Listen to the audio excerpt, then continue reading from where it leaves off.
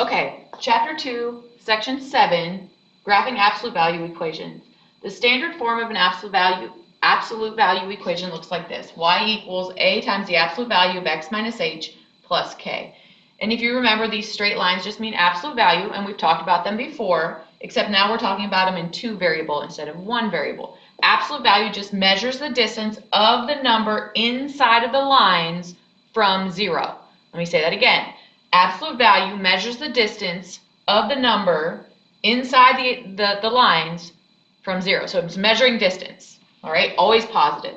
So where A is the slope in this case, which changes the steepness of the line, and the vertex is the point HK. So this HK in your equation, instead of having a y-intercept, we now have something called a vertex. So we're going to start at the vertex and we still have a slope. So it changes just a little bit.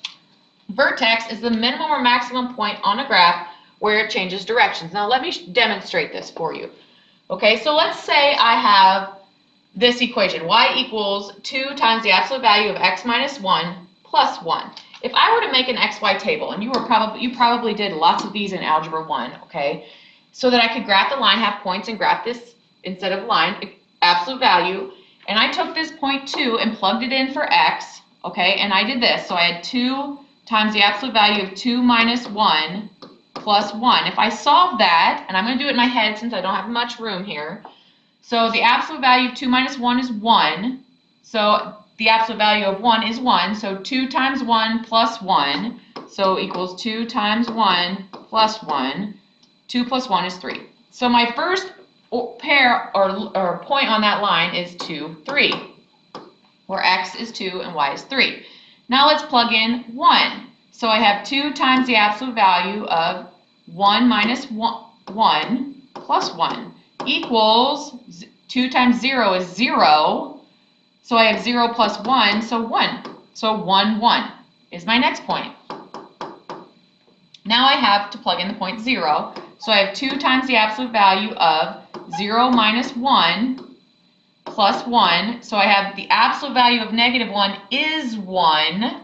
So I have 2 times 1 plus 1, which is also 3. Now I'm going to plug in negative 1. So I have 2 times the absolute value of negative 1 minus 1 plus 1. Negative 1 minus 1 is negative 2. The absolute value of negative 2 is positive 2 because we're measuring distance. So 2 times 2 plus 1 is 4 plus 1, which is 5. And then finally, I have 2 times the absolute value of negative 2 minus 1 plus 1, which gives me 2 times the absolute value of negative 3 is 3. So 2 times 3, 2 times 3, not 3 times 3. 2 times 3 plus 1 gives me 6 plus 1, which is 7. So I forgot to write my other points down. I have 0, 3, negative 1, 5, and negative 2, 7. So let's graph these and see what we have and what it looks like. I have a graph on the next page. Let's go ahead and look at it. Okay, so if I graphed 2, 3, go right 2, up 3, 1, 2, 3, 2, 3, 1, 1, 0, 3, so 0, 1, 2, 3, negative 1, 5, 1, 2, 3, 4, 5, and negative 2, 7, 1, 2, 1, 2, 3, 4, 5, 6, 7. What does this look like? Well, right now I have something that looks like this, and if I kept making more and more points, what would happen? Well, I would have this graph with 2 lines that look like a V, okay? And technically, I could just shade those over and make this my line of symmetry, okay? And these would be the same ones over here. And I would have the same slope on both sides, and this would be my vertex, okay? So let me say this again. When you have absolute value equations, you have a vertex and you have a slope. So if I look at this like I looked at my first page, where did I get my vertex? Well, HK. If you look back and you think, where did I get my vertex? HK.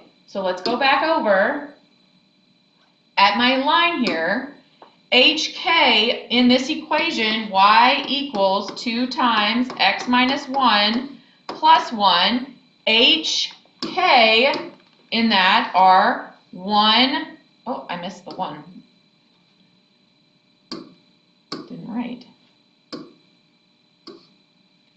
Here. So 1, 1 is my vertex. Well, is that true?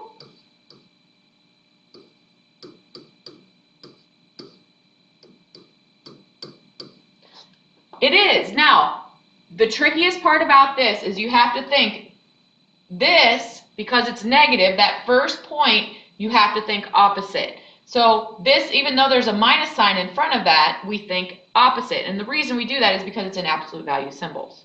Okay, if that were a plus sign, then this would be a negative. And we'll do an example of that, but make sure you pay attention. So my vertex is 1, 1, which it is. We graphed it and it's 1 and 1. My slope should be 2. So from one point to the next, it should go up 2 over 1. Well, look, if I start here and go up 2 over 1, every time I'm going to hit a point, which is exactly what we want. So now, in order to graph these, I don't have to do this table every time. If you can understand that 2 is my slope and 1, 1 is my vertex, I can graph this in the V-shaped every single time without having to do all this work. And that's what we're going to do from now on. So, this says graph the following equation. Well, the problem with this one is it's in the wrong order. So we have to first change it to the right order. This positive 6 needs to go to the end. So I have y equals negative x plus 4 plus 6. And the reason it's plus 6 instead of minus is because the negative stays here, it's multiplication, and this is adding a 6, so we're putting it to the end. That's tricky, and that's going to happen for you, so make sure you pay attention.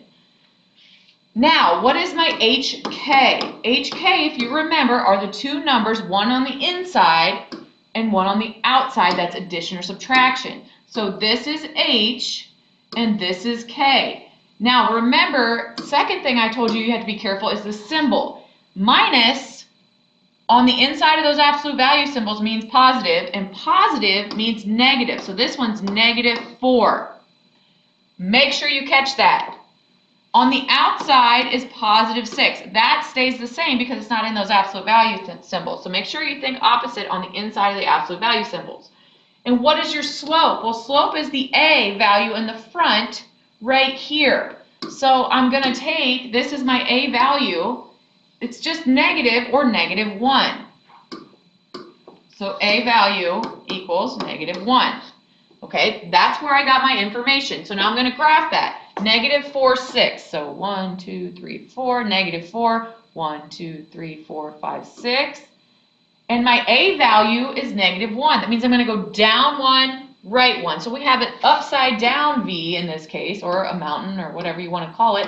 If you remember our last video. And here we have it. And it looks like that.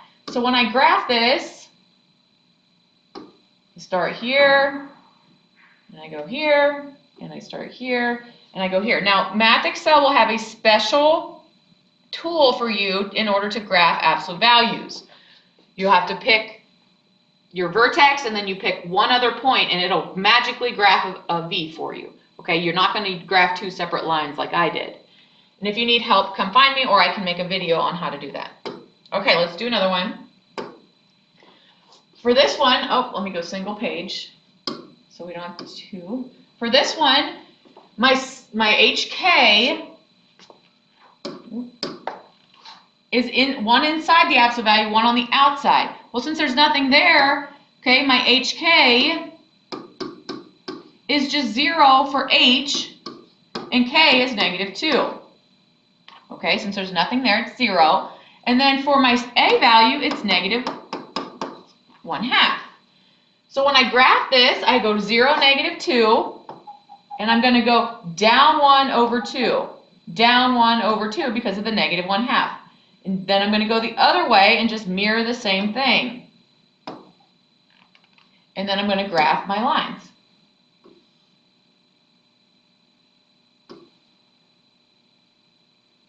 It's pretty close. There's my lines. Let's do another one. Oh, for this one, I have to actually write the equation that goes with this graph. The absolute value equation. So the absolute value equation looks like this. So first thing I want to look at is, well, what's HK?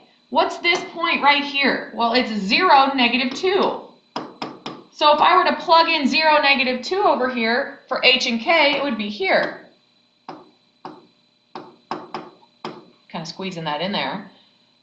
Okay, plus negative 2, we could also change that to minus 2. That'll help it fit. Okay, so that's my K, negative 2. And then what is my absolute value? Or my absolute value. What is my A value? Not absolute value, A value. Well, it's going down 1 over 1. So that would be negative 1.